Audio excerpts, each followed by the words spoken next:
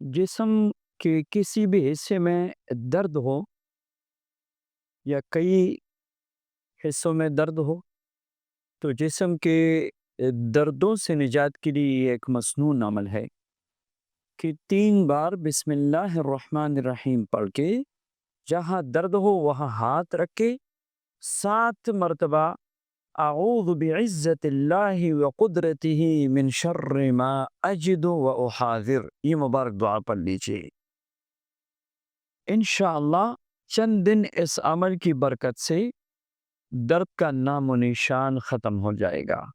نبی کریم علیہ الصلوۃ والسلام نے اپنے ایک پیارے صحابی کو دردوں سے نجات کے لیے یہ عمل ارشاد فرمایا تھا، اعوذ بعزت اللہ وقدرتہ من شر ما اجد و احاذر، 7 مرتبہ پڑھے۔